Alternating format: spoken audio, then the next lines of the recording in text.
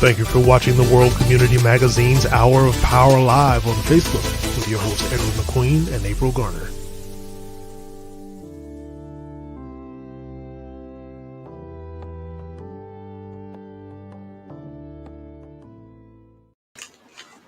That's right. We're live right here on our broadcast, WCM Community Magazine Live. I'm your host, Ed McQueen, and of course, co-host Miss Garner, Miss April Garner. How you doing? Good. I tell you, the hairstyles, man. I love that hairstyle. Thank you. Thank you. Rocking my natural coils and curls. Hey, doesn't get any better than that. Doesn't get any better than that. That's right. But look, April, we're getting into the nitty gritty of things. We got getting down to the political in both cases, and we're here to bring it to our viewers today. Couple of cases I just, if you've seen it on our promotion, we're going to talk with one of our political candidates running for Conway City Council. Yes. Conway City Council, that's the delight. And also something that's still political. We're talking about flood mitigation in Bucksport. Mm-hmm. I mean, it's still becoming an issue. I mean, it's still rattling our community over in Bucksport, and we're going to see what it's like today, and see what's the status of our leadership down at Conway leadership, and what they're doing to address these issues, which apparently have not been addressed yet, at least to the extent of satisfaction. Anyway, so we begin with our young city council candidate, Miss Amanda Butler, and she's throwing her head in the ring to represent parts of Conway and all of Conway on our city council. So, Miss Butler, let's see if we can't. Right, Miss Butler, how are you doing today? I'm good. How are you all? Not bad, Right. not bad, not bad. We know that you have a lot to say, so I for one probably going to shut up because I know you got a lot to say, and um, we're gonna ask that you go ahead and introduce yourself. Believe it or not, some people don't know you. Yeah. Some people, Yes. Well, not a lot don't know you, but some people just don't know you. yeah, we're gonna change that tonight so that hopefully now everybody will know who I am. All So right, well, you're starting off good. first, let me just say thank you all for inviting me to have this moment and this time on your broadcast. So I'll start off. My name is Amanda Butler. I am the daughter of Judge Aaron C. Butler and the late Shirley Hickman Butler Right. and Deborah Butler. I am a native of Conway, born and raised here. I matriculated through the Horry County School. I graduated right there from Conway High School in 2003. After I graduated from Conway High School, I went to Clemson University, majored in sociology and a minor in biological sciences. Then I went to grad school at the Interdenominational Theology Center, where I received my Master's of Divinity with the concentration in pastoral care and counseling. So I am a licensed minister. After I finished divinity school, I came back, lived in Atlanta for a while, came back, started working at South Carolina Vocational Rehabilitation. And that was a absolutely wonderful experience where I was able to work for 7.5 years.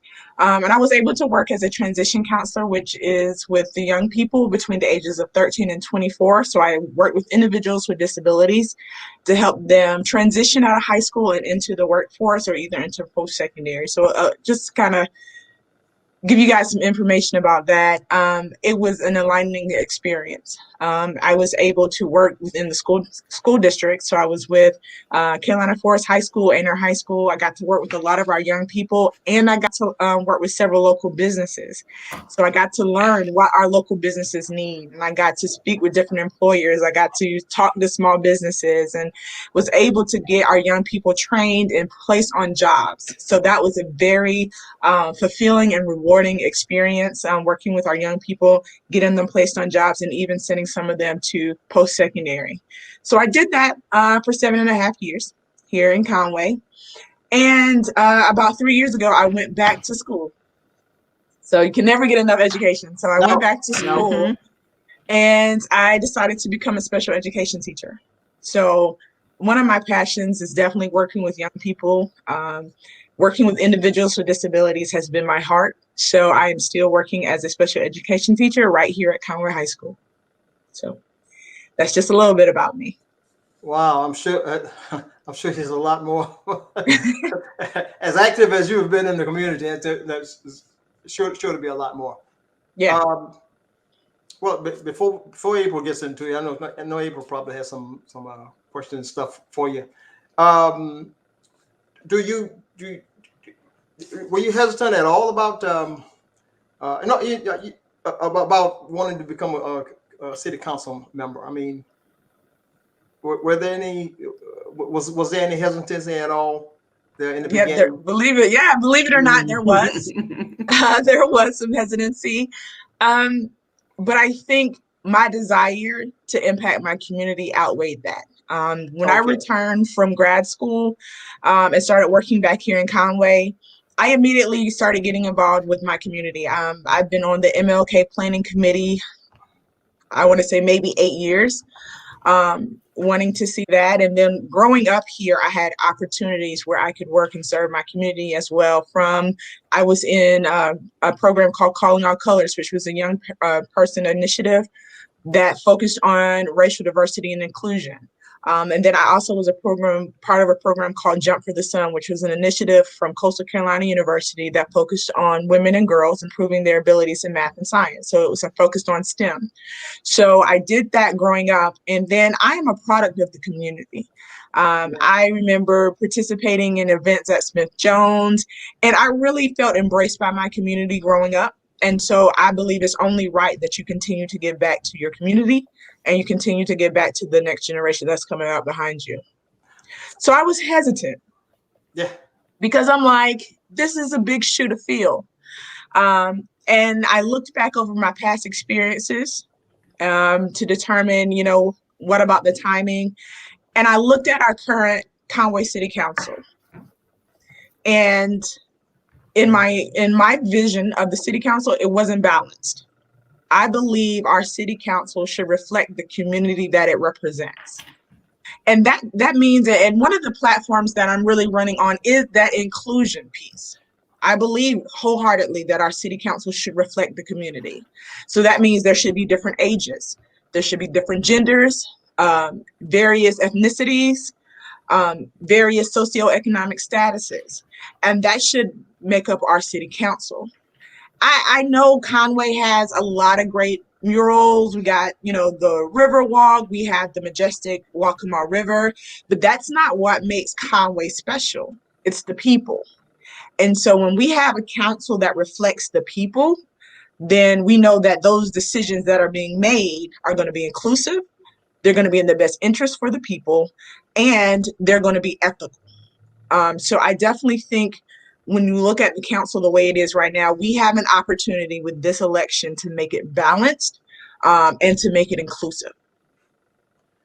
Amanda, I applaud you, first of all, for throwing your hat in the ring, because it is definitely not easy to be in politics. And, even though none of us, I think, aside from Kevin, close to it, have walked the political line, I can only imagine what it's going to take for you to make an impact in your role. And one of the things that we tend to miss whenever we have elections and it's time to place or cast our votes for certain candidates, we tend to miss the platform, which is what you're talking about. Sometimes people vote basically because they like someone or they're loyal to a particular party. But, it's if we don't educate ourselves on what the issues are and how the candidates plan to tackle those issues, then really we're just kind of casting a vote that may not be in the best interest, regardless of, who we're voting for. So I know that you are a scholar and you're very astute about things around the community. You've done community service work. You're very active in your community. There's one thing you didn't mention, I don't think you mentioned, but you're also the co-host of Sound Off, that is, that runs on Saturday. So you're working closely with the youth and all of that good stuff. So the questions that I have are coming from a place of trying to just, dig deep and to find out, what you've actually processed or unpacked in your mind as the issues that you'd like to tackle when you're elected to city council. So one thing that I know has come up, people need really an understanding of where, if there are lines when it comes down to the city council races. And so if you can explain to our audience which communities you will represent, and if that's, pretty much how the city council is set up. So the city council, Conway City Council, is different from Horry County Council. So Horry County Council, you are representing an area. But in Conway City Council, you're not. You're just representing Conway as a whole. So it's a bipartisan election. So when you go cast your ballot, you're not casting it as, okay, she's a Democrat, he's a Republican, anything like that. It's completely bipartisan. So, and then those 7 that are on city council will be making decisions collectively for all of Conway. So it's not that I'll represent a separate area, but I'll be able to input for all of Conway. And I think that's important for people to know, because mainly because we get those questions all the time. Well, where does the candidate reside, and who will they represent? And I think that all goes back to what you were talking about as far as the diversity and the inclusion, and making sure that if the city council is representing the city as a whole, that there is clear representation, from all communities. And so I learned something new with that, Brother Edward. I don't know if you did, because in my mind I was like, "Now, is she representing Sugar Hill, or is she, because I'm looking out for Sugar Hill. What is she representing?" But it's good to know, and that's good that you're gonna be thinking about Conway as a whole. Yeah. Okay. Great. Well, I really appreciate that explanation that you brought forth on that. Like April said, I was not aware of that. I really wasn't. I did thought that there was some partisanship around there somewhere. I thought I saw somebody some sign said Democrat Democrat and Republican, but that must have been the county council's assigns. Yeah, so county council, they have it set. County council is like that. So you would run under your party affiliation. But county council, city council, we don't have party affiliations. So it'll just be, when you go in to cast your ballot, it'll be those 7 names, and then you'll be able to pick who you would like to see on city council. I think that expresses fairness. I really believe that it does. It creates equality. Mm-hmm. I agree. For selection. Right. So Amanda, how many seats are up for grabs? And are you overlapping on, some of the races, or is there enough that everybody can kind of get a little piece of the pie? Well, there's 3 seats open. Wow. Okay. So 2 are incumbent. So William Goldfinch, I believe, is still going for his seat, and Shane Hubbard is going back for his seat. Jean Timms, who was the only woman besides our mayor that was on city council, she decided not to run. So by definition, there's 3 seats, 3 open available opportunities for 3 of the 7 candidates to be into city council. Okay. All right. So when you were thinking about running and I guess kind of trying to figure out how you would fit into the fabric of politics to make Conway a better place, and I'm sure you thought about this long before you decided to run for office, but what do you think is the greatest issue the city of Conway should focus on, and how do you plan to address that particular issue? Great question. So I believe, my first thing was inclusion, but then the second thing that I thought about was creating economic opportunities. Like I said, I've worked with our young people for years. I think it's great that we have Coastal Carolina University right here in our backyard. We have Miller Mott. We have the professional medical training program. So we have great training facilities here. But the problem is a lot of the students that are graduating from Coastal Carolina University, a lot of them are not staying. We have teacher shortages. We saw during the pandemic, everybody looked like they were hiring because everybody needed skilled workers. And I'm like, how is this so? When we have Coastal Carolina, we have Miller Mott, we have Oranger Soundtech. So we have young people who are attending colleges and graduating, but they're moving to other places. Mm-hmm. And the reason why they're having to relocate is because we don't have enough sustainable, creative, economic opportunity to keep them here. And that's a problem. Mm-hmm. I believe we're missing out on a lot of brilliant minds because we have not got together and said, okay, what can help our community strive economically? And even beyond the beach, we can't send them to just be like, oh, well, we are right here in Myrtle Beach. We'll send those kids to Myrtle Beach. There's opportunity right here in Conway. The problem is we have to get together and actually focus on creating those economic opportunities for these young people. Mm-hmm. Because they want to be able to, one, have a salary, have some insurance that they can be sustainable economically, and to be able to raise a family. That's important. Mm-hmm. So we have to make sure that we are creating those opportunities. Even when we look at downtown Conway, we have several vacant buildings. Mm-hmm. So what are we doing to welcome new businesses? We have people who graduate from the School of Business right there at Coastal. Have we talked to them? Have we seen what their business plans are? Do they fit into downtown Conway? How can we nourish that to where they not only want to stay here, but they want to start a business here. They want to raise their family here. So now we're creating a cycle where we're not having to go look for people, but we have people right here that can use their gifts and their talents to flourish in Conway. Okay. So I definitely believe economics, we have to do something different. Okay. So do you have any flash of a thing in mind or anything that you'd like to see exercised or explored to address the situation like you just said of retaining our young people upon getting their degrees and stuff like that?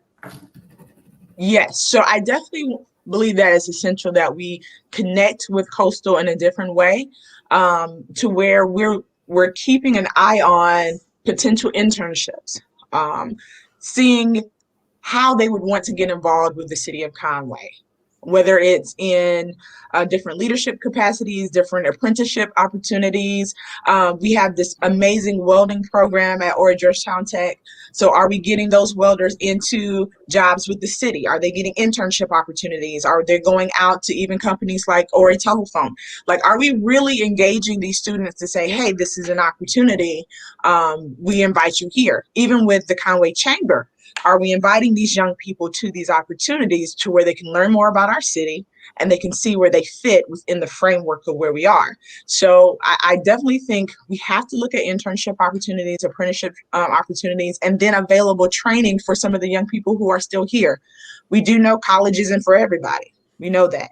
But we have young people right now who will be graduating high school soon, and they don't exactly know what they want to do. Let's get them connected to, okay, so you want to stay here in Conway? Let's get you the training for you to get a job so that you can actually flourish in and become self-sustainable here in Conway. So we just have to make that connection, and I don't think there's a connection between our young people and the city.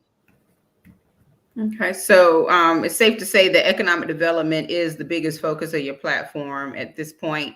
And I know that there are a lot of issues within the city of Conway that people expect our county and city councils to be able to address or to, find solutions for. But there are some things that, as a city council member, that are just not in your wheelhouse. And so I think it's important for people to understand, too, when they are electing, their city and county officials, what you're able to control and what you're not, what you have no influence over. So what are some of the things that you want people to understand about what it is that you will be able to impact and the things that you won't be able to impact, so that the lines are really clear in terms of what you're able to do? Okay, so one, I want to make sure that everybody understands how the voting process works. It is a majority vote. So like I said, there's 7 members on city council, right? So let's just say that we have something open for vote. If 4 people, and I'm just going to throw some names out there, okay? So let's just say it's myself, Councilman Larry White, and Sally, Joe, and Bob. There we go. Right? So we're all on here, but 4 of those members vote to turn down something. Even though I may be passionate about it and I want to vote yes, but if those other 4 people vote no, then that is still not going to work, if that makes sense. So we as a community, or let's just say a community member says, hey, Ms. Butler, we really want to push this. We really want to see this happen. I agree with it. I bring it to council. It goes through the first reading. It goes to the second reading. Now it's at the third reading where we vote. If 4 people on city council votes to not have it, even I might push till I don't have any more breath in my body, it's still not going to happen. So that's why it's important that if there's a balance within the city council, because if 4 people are just adamant, like, nope, we're not going to do it, then it's not going to happen. So we just kind of have to remember how that voting is. And then there are some things that are out of our control. Basically, we do a lot of the rezoning, voting on rezoning. We vote on different ordinances that go on within the city. There may be certain programs that people want to implement within the city. If it does not fall under certain guidelines, we're not able to implement that. So, I mean, there's some things that we can do, and there's a lot of good that we can do. But like I said, it has to be that majority vote on that. And then we also have to know that if it's something that deals with the county, it might be something where we don't have a say at all either, if that makes sense. It makes a lot of sense. So once you are elected, how do you plan to stay engaged with the community? How they are going to know you're coming before you even step out the door. So how do you plan to do that? One thing that I really want people to understand, I don't see this election or me being elected into Conway City as a hierarchy. I see it as a lateral plane between me and my community. So I actually want to just be the mouthpiece of the community. So when I know information, I want to share with information and platforms like, with this Whitmore Community Magazine. I want to make sure I tell you, April, like, hey, April, this just came up for the first reading. I think that people in the community need to know this. I also believe that there has to be strong communication between what goes on with the city and what goes on with the community, because I believe there's a little disconnect. And there's sometimes where we learn things late. Oh, so, mm-hmm. That's really what I want to focus on, and making sure that I am communicating effectively through platforms like this. I have a Facebook page.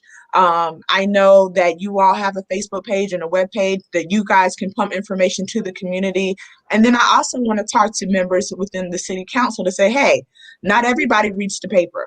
Not everyone reads the Orient Independent. Is there a way that we can get information out to the citizens of Conway to where we're reaching more people? Absolutely. So who's eligible to vote in this particular election, since this is a city council race? Anyone that's in the city limits. Anyone in the city limits. Anyone in the city limits. Yep. All right. Brother Edward, I'm going to share some comments. You can continue to talk with Amanda, but Cassandra Campbell, who is also Cassandra Chestnut, and Reverend Uncle Lonnie Chestnut, they are watching. Yes, a great show. Kimberly Austin Wood said communication is key, so she definitely agrees with what you're saying, and it really is. You made a great point about people being not only uninformed or misinformed, but informed late, and that's a lot of what we have to deal with. Gary Lee was chiming in. Thank you for watching, Gary. He was adding some information here, probably in response to the question about, what city council has influence over. So we thank you for that. But he also says we love Amanda Butler. So that's really good. Priscilla Fuller, who tunes in with us every single week, says that, she's happy to see you in the race. Good luck. How can you make a difference? And you definitely answered her question as well. Also, how can we get our community more involved in politics? That's a really good question, because I think that that's going to be a really important part of, what we continue to do as a community, but also, our candidates being involved and engaged helps us to really understand what we have at stake and why we have to be involved in politics all the time. Claudine Lance Schofield, vote Amanda Butler. So, obviously you have some love out there. That's a wonderful thing. And I appreciate it. Do you want to address Ms. Fuller's question about how we can get our community more involved? I will. So one thing that like I said previously, is making sure that we know the information. There's like 3 readings when it comes to city council, right? So you get the first reading, which is basically just kind of an information thing. And so I believe that the city should know, or the community should know during that first reading what's going on. And the way that happens is we have to communicate with the members in the community. And I think that's going to be key, that communication piece. And I also believe that it's important that we get our young people more involved with what's going on in the city. Because the reality is our young people will one day take our places. I don't plan to be on city council until I'm 99. Don't plan on doing it, right? So it's our young people who are coming up behind us. And in order for them to be prepared, we have to train them. They have to receive that training. They have to receive that leadership training so that when they get to this opportunity for them to be able to take our places, they'll be ready. They'll be prepared. And I think what we've stopped doing is we stopped training our young people to be leaders. I know there are programs in Myrtle Beach. There's the Grand Strand program where it's like a leadership where they're training to become leaders. Well, we need to do that in Conway. We have great people right here in Conway. We have great young people right here in Conway. And I believe that we have to start taking the time to make sure we train them. Let's start bringing some of those young people to city council meetings. Let's start bringing some of those young people to our community meetings so that they get the exposure, they get the experience, they learn about politics, they learn what's important in their city so that when they have this opportunity, they can step up and then they can take my place. Absolutely.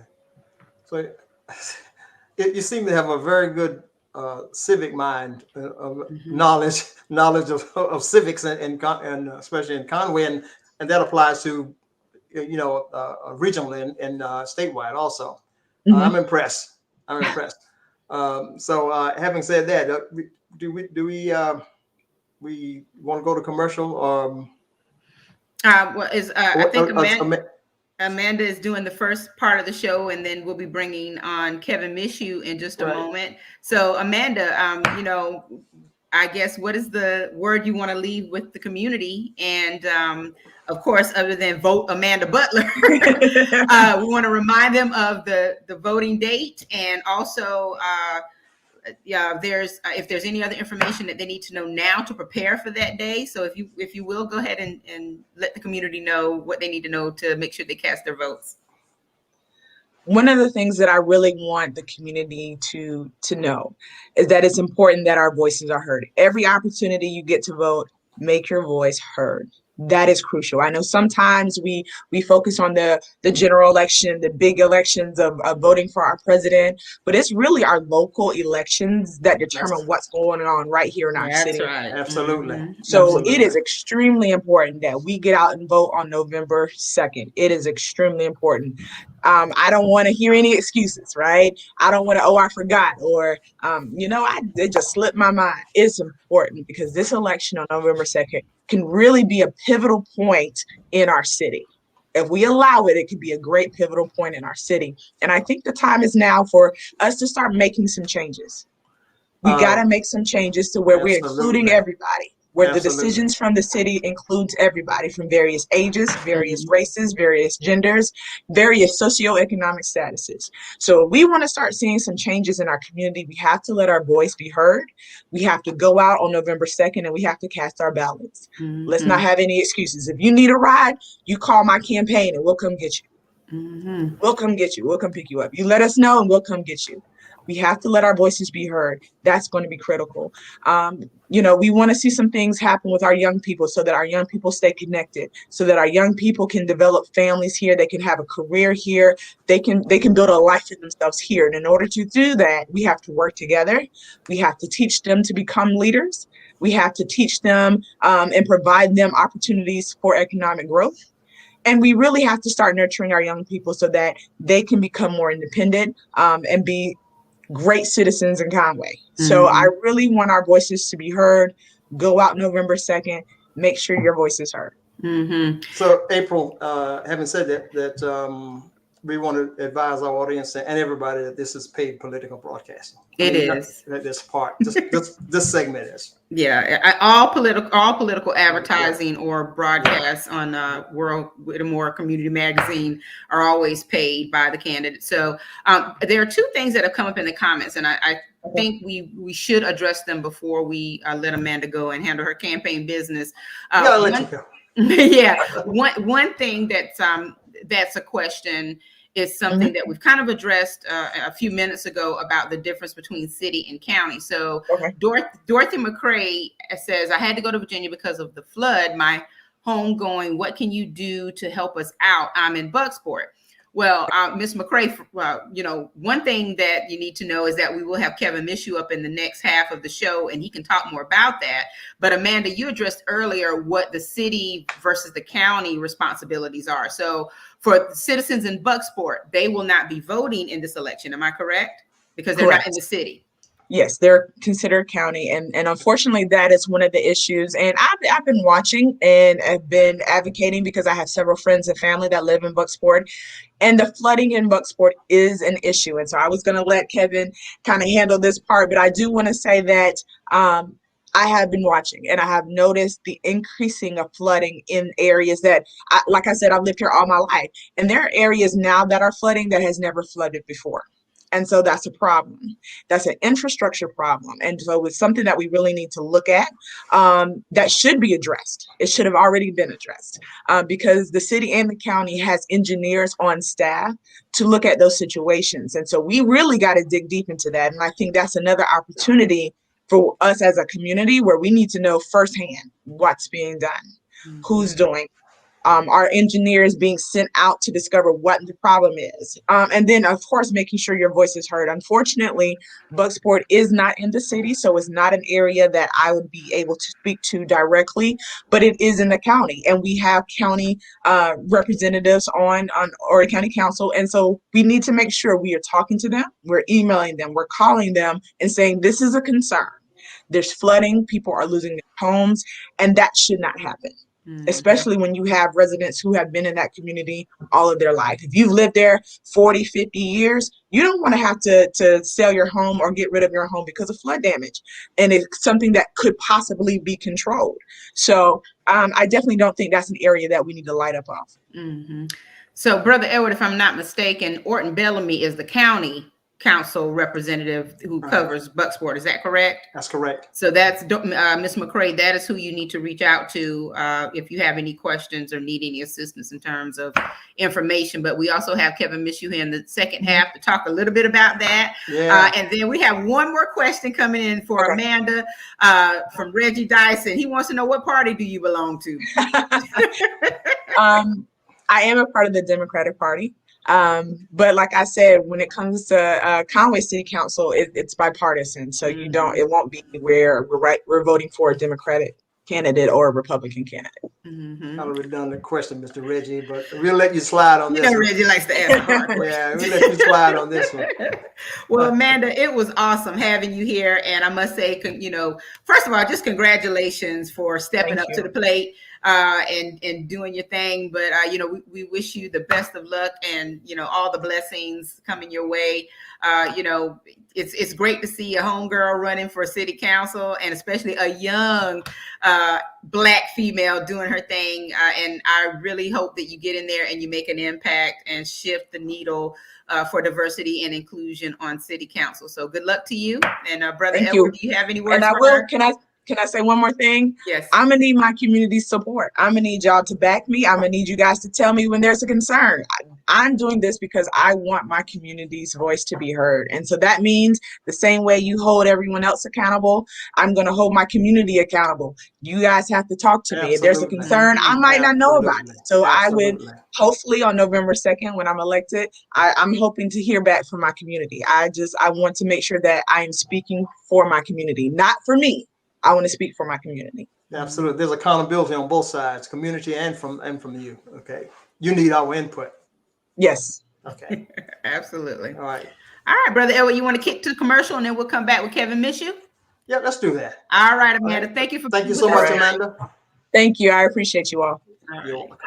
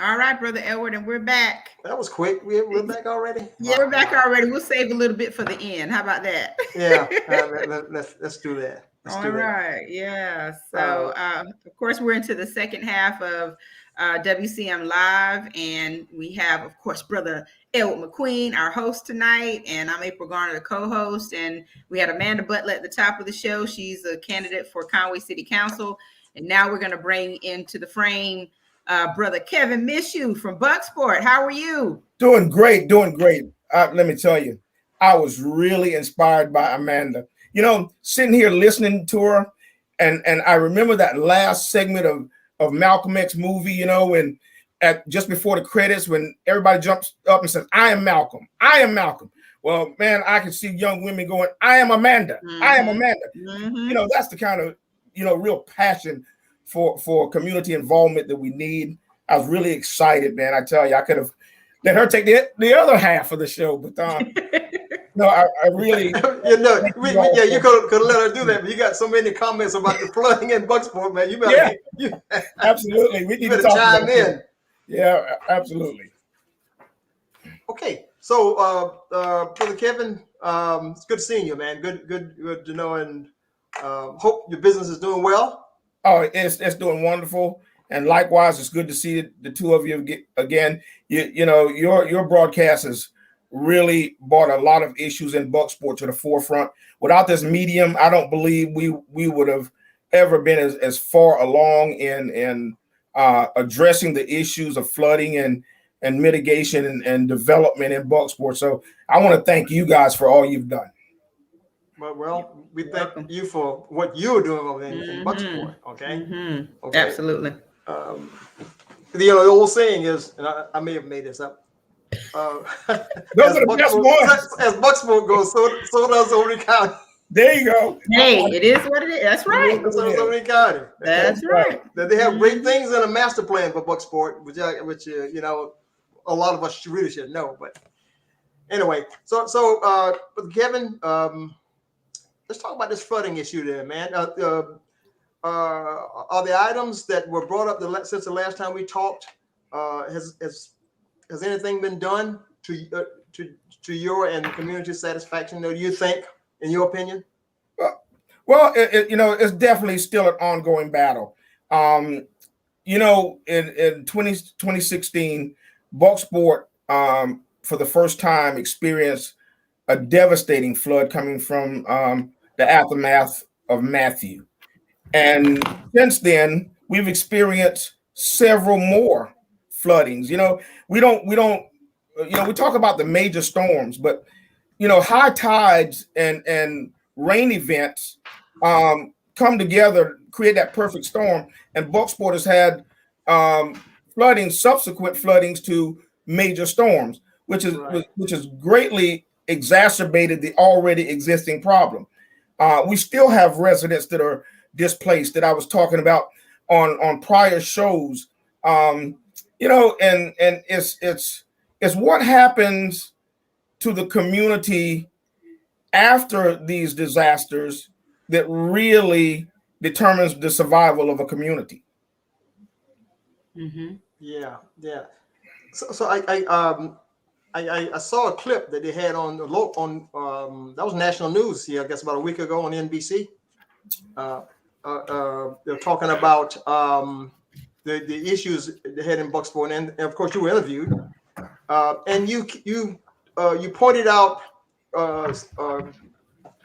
and you showed everybody some of the ditches or that were not adequately dug, right, or adequately excavated, for lack of a better word, and judging from that, Kevin, do you think that you need more? I know you're not an engineer, you're not an expert on that, but you need more ditches around there for controlling of the direction of the water and the rain and the flood and so forth. Oh, absolutely. And just the cleaning up all the existing ditches. Well, cleaning is a small part of it, Mr. McQueen. The drainage system probably in Bucksport is like a lot of our low to income and our minority communities. It goes unmaintenance for many, many years. For us, we can calculate at least 40 years. And see, the natural topography of the land changes. We know that. Right. There's natural erosion. So if you don't continually, evaluate and engineers come in and see if there's been a shift in the topography or whether or not, ditches have filled with solids, that sort of thing, then you're going to have some backup issues. And when you get that major water event, then you're not going to have the kind of circulation of that water in and out of your community that you need. Now, the thing about Bucksport, for lack of a better word, I can say we're strategically located. Mm-hmm. Well, we're strategically located to our detriment. They say the Bucksport is sort of a bowl. We're at the end of the watershed coming up from the rivers from North Carolina and down. So we're at the bottom. So that means everything ends up here in the Georgetown area. So it's so important that when you have that kind of volume of water, that you continually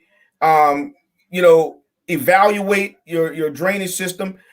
FEMA has given guidelines for all states, all counties, guidelines that should be followed for maintenance of drainage ditches. And as of now, our county has not adequately addressed those issues. They're still ongoing. It's like Amanda was saying, representation is very important. Through representations, ordinance and laws are made that affect our minority and poor to low to moderate income communities. As we would like to believe that things are being done in our best interest. There's an old saying, trust but verify. When we're not participating in the political system, we're not verifying. So when funds are allocated for I-73, for Highway 90, for the SAIL, the Southern Evacuation Lifeline, our issue to this community is an emergency. But to those that are making the laws, those who are making the ordinances, they're putting their best interest in mind, because we're not there to tell them how important these issues are to us. So absolutely, we have a responsibility, as well as our representation have a responsibility. And as I told my community when we voted in the last election, this is just the beginning. You have to hold your representatives' feet to the fire to do what they said on their platforms they would do.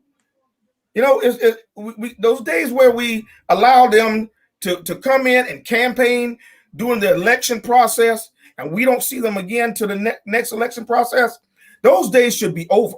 And as far as I'm concerned, they are.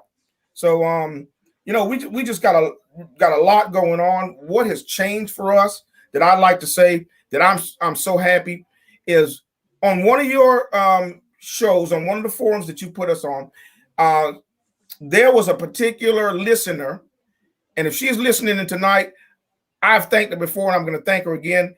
Mishoe Adamson was listening, and she said, I want to put you in contact with someone. And she did. And she put me in with a young lady, Miss Janae Davis of the American Rivers Conservation. And that lady got in, and she put together a group of scholars. We are now being assisted with Duke University, Furman University, Coastal Carolina University. We got, the Gullah Geechee Chamber of Commerce. We got the Historical Society, the Southern Environmental Law Protection, heirs property. We have now been able to put together a coalition that's helping Bucksport fight the great fight. So, and that started on this forum. So I want to thank you for that.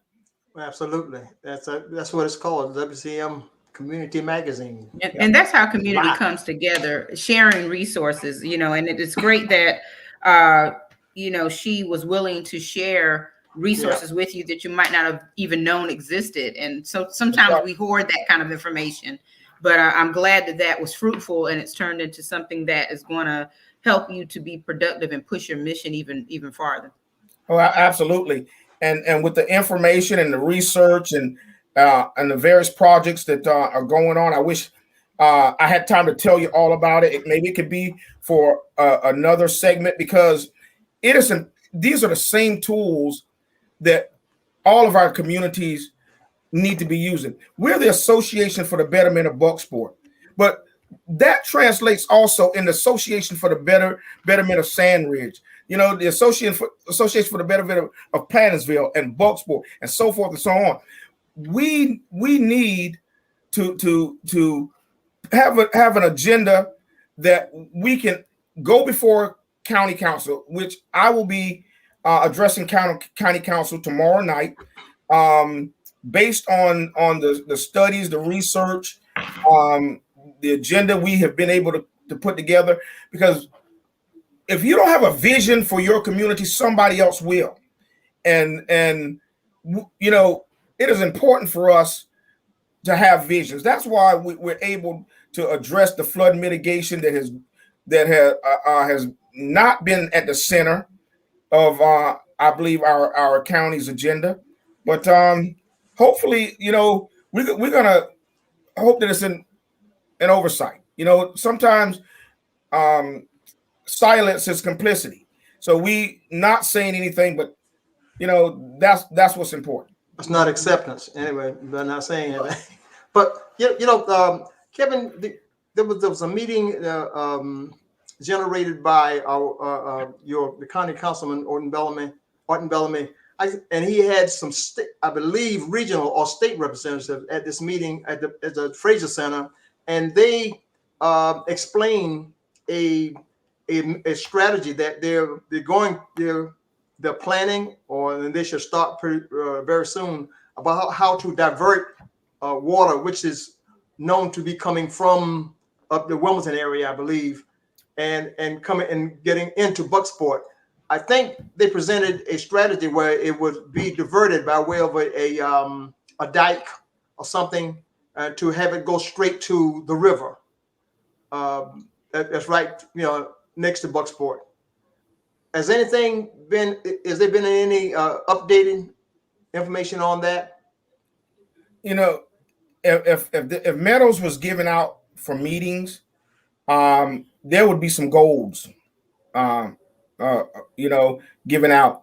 But we need substance. We need actionable plans. And I'm gonna tell you, our last confirmed estimated time for any action is 2026. The Army Corps engineers received $3 million to do a study of the Waccamaw and PD rivers and how the converging of those is causing the flooding in the Bucksport area, Conway, some other areas. And as of today, that study isn't scheduled to be completed until 2026. Okay, another 5 years. How many more floodings does that mean for Bucksport? See, now in contrast, compare that to what's going on right now. They received $25 million extra that they found the end of last year. $25 million to finish the study for the evacuation lifeline, the sail that actually brings a bridge through Bucksport. That study is due to be completed the summer of 2022. How is it that we can get, you know, major projects like that, studies completed, and which will adversely affect this community even more? Because how many minority communities have died as a result of roads and bridges that have run through those communities, heritages and history and culture destroyed? And now we're dealing with flooding that has gone unresolved, unaddressed, and unmitigated for all these years. It's been 5 years to this month. Our first flooding was October 2016. Wow. And we got another 5 years to wait. That's unacceptable. That's unacceptable. People are still displaced from 5 years ago. You know, not only that, flooding has such an adverse effect on the community because we don't look at the ripple effect from it. Because when now that you have buildings that cannot be, that would have otherwise been repaired or replaced, didn't get done because due to heirs property, FEMA denied a lot of people funding to replace or restore those homes. Now they languish in the community, creating blight and crime. People that are homeless or drug users, they hold up in those houses, which is not good for them. They're not good conditions to be in. homelessness, I'm in no way minimizing that, because that is a real thing, and it's a detrimental thing to someone's life. But to live in a home that has been flooded and it has black mold and no electricity, no light. See, so we're not concentrating on the whole picture. And then you have your officials that allow this to languish for a period of time until the community value has dropped low enough that it makes it right for gentrification. Because what causes that? What causes gentrification? It's when our county officials, or when your political body plus your developers equals gentrification opportunities, because they set laws and zonings and neglect areas and leave them open to be taken over and bought up by developers. And then that's when you'll see the crime decrease. That's when you'll see buildings go in that creates value to the property in your community. Right. But you can't sit around and wait on that. Read the tea leaves. It's all around us, and we just look at it. And each area that's similar to Bucksport, and I'm talking about the Sandwiches and the Plantersville and other places, they're just a storm away. Climate change is real. Yes, it is. And that can be them in a heartbeat. Look at how America treated Puerto Rico. Once they had a major storm, and their electricity off the grid, they treated those poor minority people as if they were aliens. Well, that's what normally happens on a smaller scale to our communities of color and struggling low to income and moderate communities. So you think that what like tomorrow's communication to the county council that you are scheduled to do, you think it's going to have an impact on any decision making in the future decision making by the council regarding flood mitigation in Bucksport? Mr. McQueen, the first step is we let them know that we have concerns. Right. Then we look for our representation to do the right thing. But the people got to understand the power is in their hands. When we get up and speak up for the rights that are due every taxpaying citizen, you can make change. But if we sit back and accept everything that is given to us, the crumbs from the table, that's all you'll get. So the answer to that, to me, is twofold. I'm not going before council because I think I'm addressing an adversary. We're going to ensure that we have a partner. We want to find out, do we have a partner? Because we too are Horry. We're not an island unto ourselves to be left out to fend for ourselves. The same tax base that takes care of Highway 90 and takes care of Myrtle Beach and Carolina Forest is the same tax base that should be addressing the issues right here in Bucksport. So what in your mind, what can be done almost immediately to sort of address the oncoming flooding situation? We can say that because the season is coming. What can they do now to sort of mitigate that, mildly or whatever, at least some kind of mitigation? FEMA puts out guidelines. The first thing that we can do immediately is we can do natural mitigation. They can address through engineering. I'm not talking about coming out here, some young guy on a backhoe, eyeballing and cleaning out the ditches. That's the part. Listen, like I said earlier, you have to, look at your elevations and your depressions, find out which one. One of the things I did when we flooded the last time was I went out and I watched the flooding as it came into the community every single day. Because I figured if I gave them the evidence, they would have something to act on.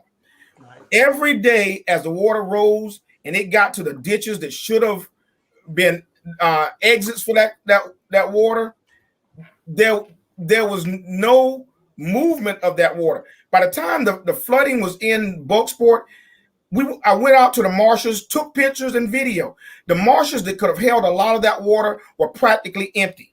Mm. See, the water moves towards the path of least resistance. It wanted a way out of our community, but it couldn't find a way out because they didn't dig a way out.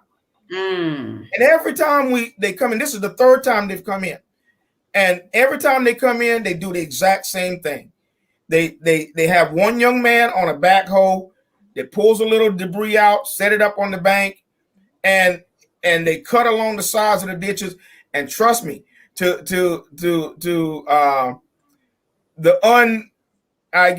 trained eye, it looks good because it's a dress up. The ditches look really nice on the sides for a while because everything's cut.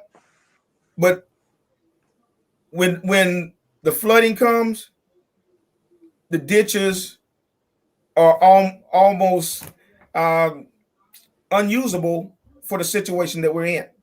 And we saw that because they came once just before the flooding and cleaned out all what was supposed to be all the relevant ditches.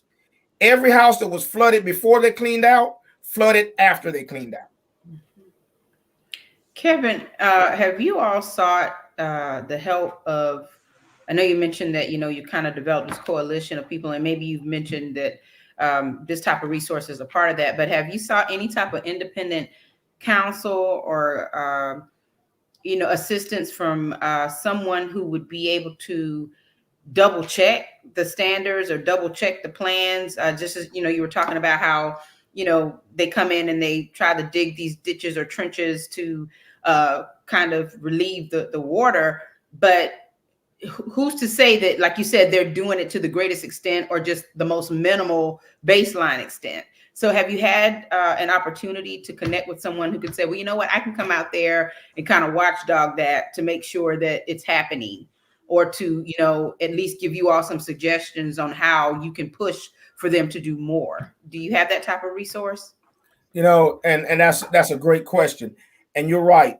When you're trying to prove a point, it's always best to have done your research. Don't just go out making wild accusations and going on feelings, emotions. You have to operate in truth and facts and with numbers and statistics.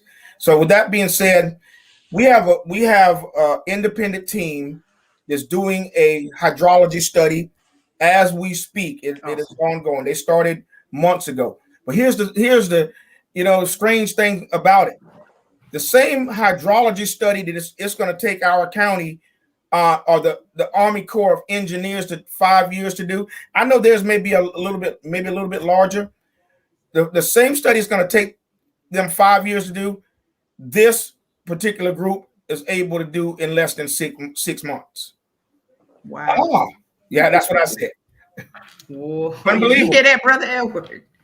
So that's why I didn't say anything, because I'm so stunned. Yes. To tell you the truth.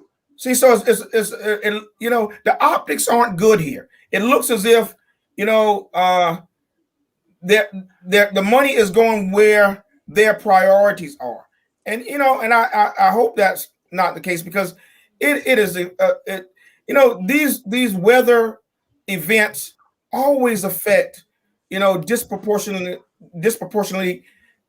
communities of African American and minority descent in a much broader way than it does other communities. Especially those with incomes under that $20,000 poverty level. We still have people, like I said, that have not yet recovered from Matthew. That's right. So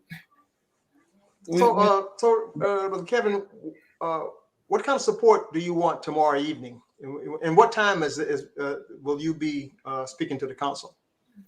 Well, county council meeting is at 6. And what kind of support? There's strength in numbers. And what we need to do is to show not just Bucksport, Conway, Todsville, Plantersville. The thing is, we have to understand that we're in this together. Absolutely. And Bucksport should be there when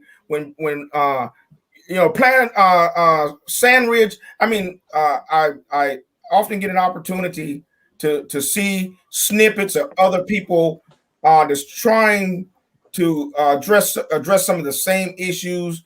The lack of attention and funding to our communities.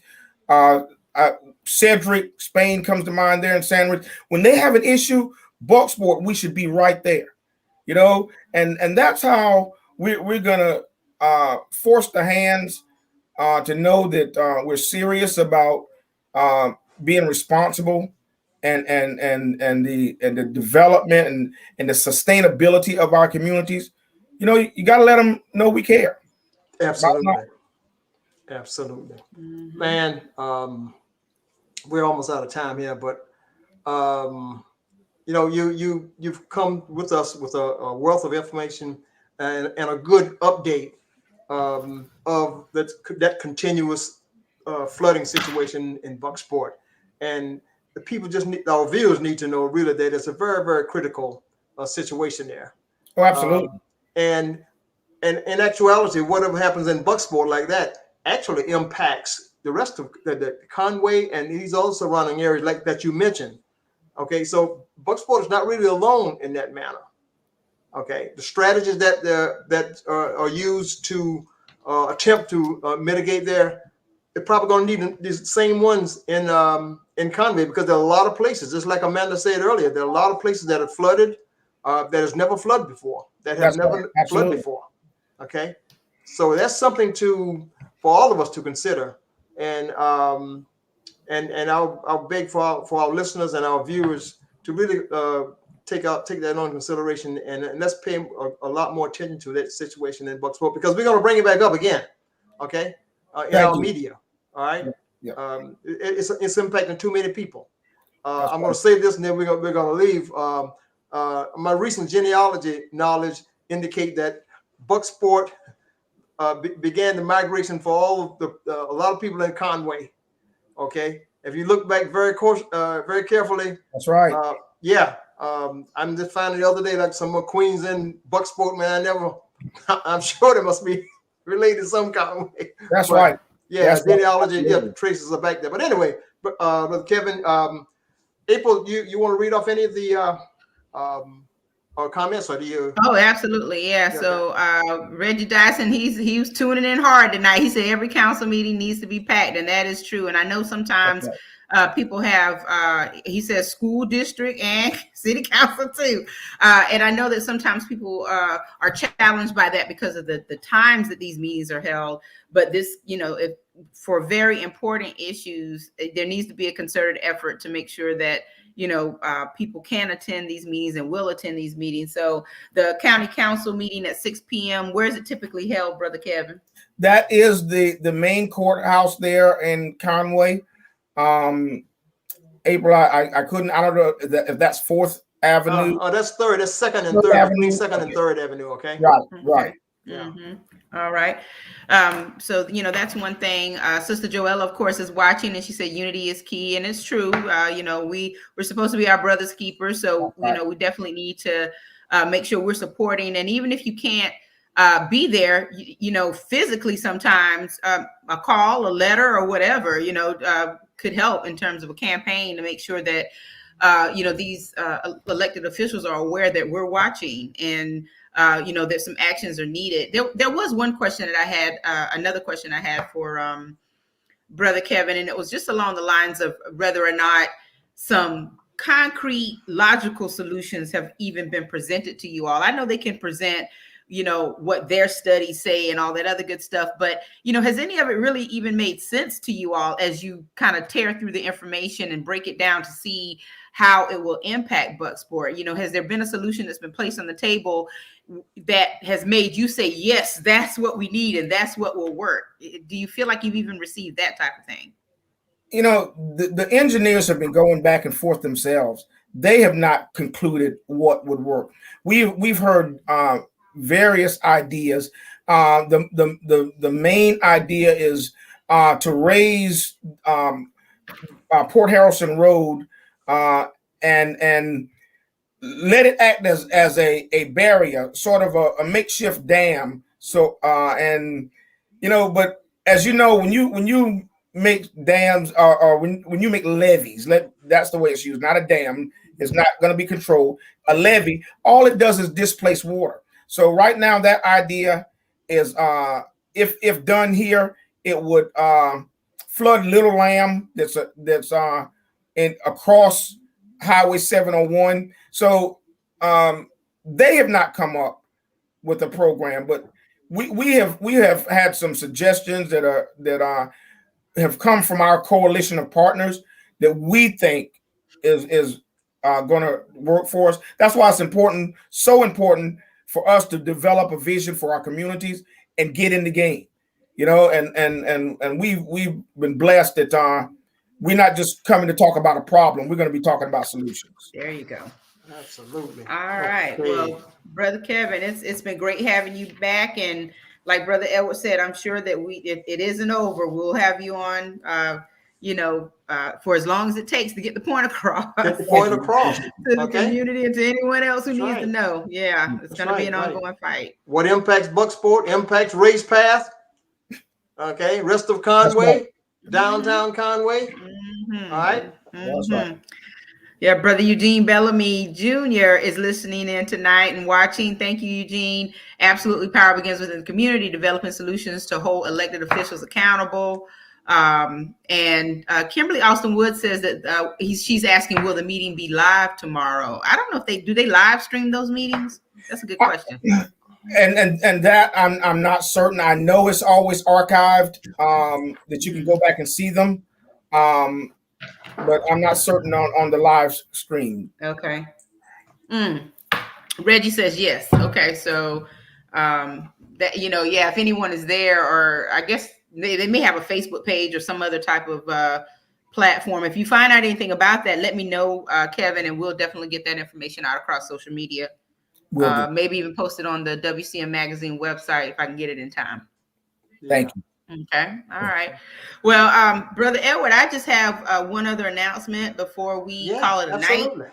There's going to be another important meeting on where did I put my paper? On October the 27th, and that meeting is all about the Whitmore Elementary Annex project. Of course, as you know, there's basically a committee or coalition that's fighting to make sure that we understand as a community what's going to happen with that particular property. And this is a City of Conway meeting that has been called on October 27th at 4 p.m. at the Whitmore Elementary site. So it will be held near or at the actual Whitmore Elementary building, which is, you can say it's behind or beside Whitmore Park Middle School. So pretty much the coalition that has come together to try and save that property or to come up with some solutions for that property. They're trying to get some recognition from the city. And also this is the type of meeting where basically there needs to be a community at large attendance there so that, the Conway City Council will understand the community's feelings about this particular property and what's bound to happen. So again, that's a city council meeting that's going to be held on the site of Whitmore Elementary School, and that's going to be October 27th at 4 p.m. So the other bit of community news that I have as well, Brother Edward, April, is that April, can I add something to that? The name of that group, this fantastic group, is called the Whitmore Historical Society, I believe. Okay. And if someone can type something in and send us in as a comment, correct me to expand on that title, I would appreciate that. But they've been doing a fantastic job. They were at the city council today, okay, with that situation.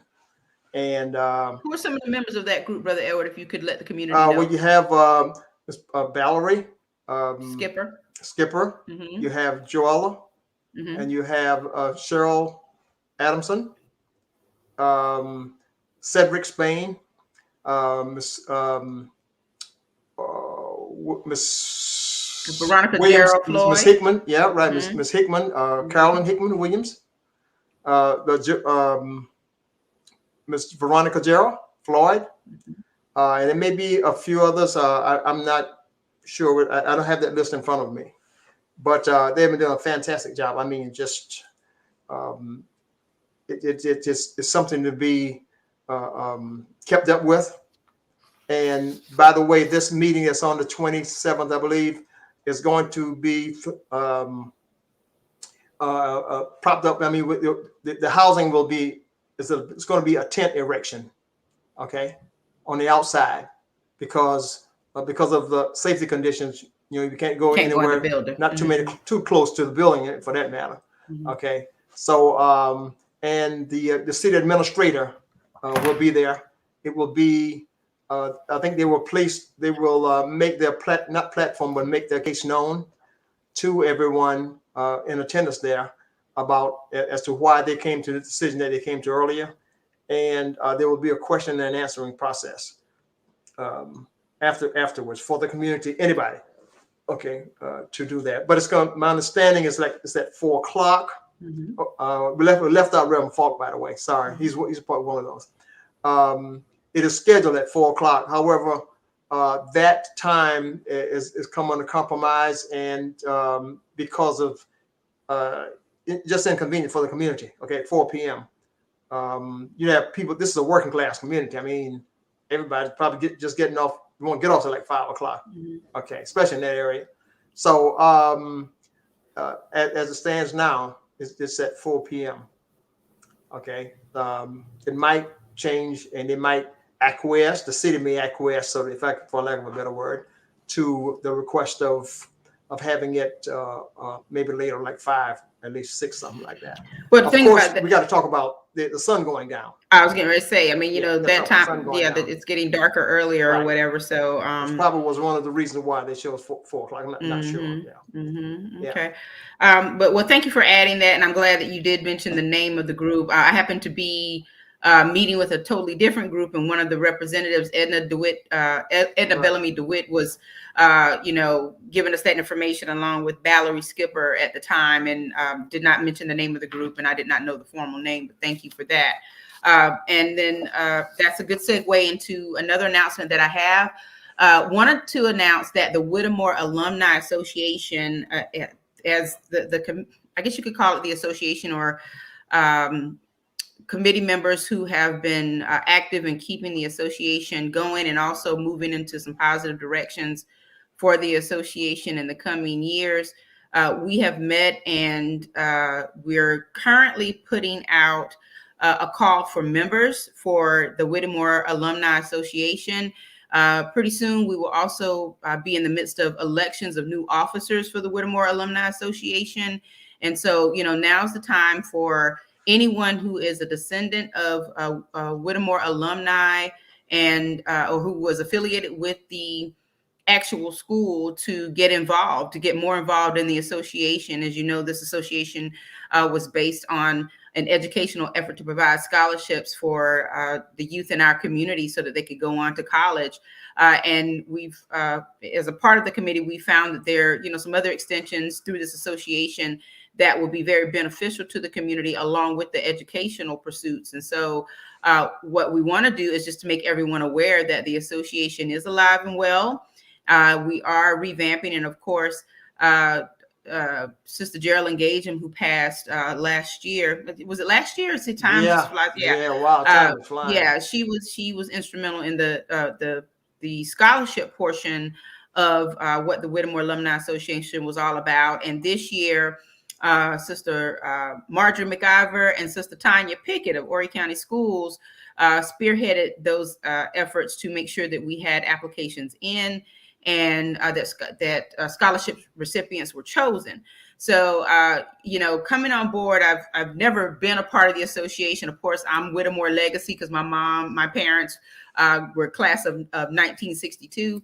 And so, just felt the need to get more involved and was asked to get more involved. And we're asking for, anyone who is interested and is, rooted in this Whitmore legacy to get in touch with me. And I see Brother Eugene Bellamy is already asking for information. He's like, send me information for the association.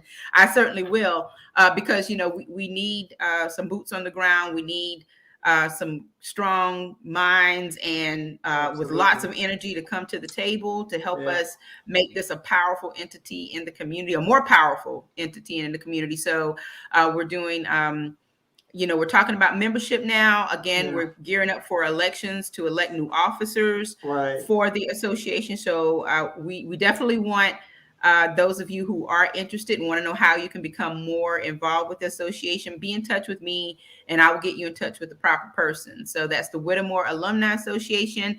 Every year, just for people who are trying to figure out, what is she talking about? There's usually the most people are familiar with the Whitmore Alumni Dance that happens like every December.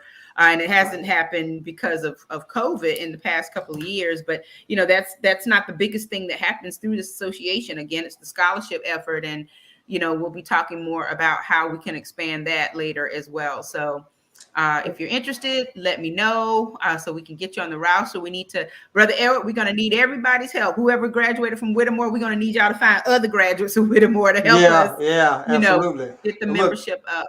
Yeah, but kudos to our current administration of the Whitmore Alumni Association. They've done a fantastic job throughout the years. Okay, so they've been holding steadfast, been giving away scholarships. I think the total amount has been into the hundreds of a couple of 100,000, I believe. Because they first, it's been 10,000 a year for a while. Scholarships for more than 40 years. Yeah, so it's been a number of scholarships. So anyway, kudos to the existing administration. Absolutely. So more information will be coming about that revamp of the Facebook page and a few other things that are kind of on the horizon. So just stay tuned, and we're excited. And I can imagine or envision that the Whitmore Alumni Association, the Whitmore Historical Society will be two very powerful entities in Horry County to, as Amanda said before, be the voice of the Whitmore community, or the voices of the Whitmore community, so that, we can keep the legacy alive. And that's what's important here. So that's what I have for the evening, Brother Edward. Well, you had a lot. Yeah, we had a lot. It was a great show. It was great seeing Amanda Butler, candidate for Conway City Council, and of course Kevin Mishoe, President Association for the Betterment of Bucksport, still working hard to save Bucksport, and I think that's wonderful. And appreciate our commenters for sending in your comments and just asking the pertinent questions and pertinent issues. Next week, I was told we're going to have Brother Anthony Smith, Reverend Anthony Smith. He's going to talk about his new book that is going to be a collection of. Now, he is the son of a lot of you may know him. Cab driver, one of our first cab drivers in Conway, Alfred Smith. And his mother was Miss Mary Smith. She was the person at Dr. Keller's drugstore. Oh, wow. He was, I believe, a assistant in more ways than one. But she was the pharmacist, I believe. She did pharmaceutical arrangements. I can, for lack of a better phrase. But their son, his name is Antonio Smith, Reverend Antonio Smith, and he'll be with us next week to enlighten us about his book regarding his ordeals with how he became Reverend and the role that Conway and Horry County played in getting him where he is right now. He's a Reverend, not doctor, but he's working on it. What's the name of the book? Now that, God, sorry, my. You know, Sister Joella is right there on your left side. Yeah, What's the name? right. What is No, the name look, of the look, book? I'm gonna get on you for asking me that Well, question. I want to see the book and try to get the book. You know. Yeah, well, I think he's probably listening because he said, and I apologize. I just had some excerpts from the book about what he was, some verbal excerpts about what he's going to talk about. Okay, so I apologize that we don't have a copy of it because some graphics we can show you the title of it. Okay, so we'll send it out by way on our data bank to everybody. Of course, when we send a promo out, the book will be there. Mm-hmm. Okay, so if everybody's anxious to see the book, then a little patient, you'll see it. All right. Okay. All right, Brother Edward. Well, thank you so much. It's been a great show tonight, and we look forward to seeing everyone again next Monday, 7 p.m. right here on Facebook, WCMagazine.net, and YouTube. Absolutely. Okay. If Facebook goes down, you still got WCMagazine.net and YouTube. Okay. Facebook is up in the air, so nobody knows.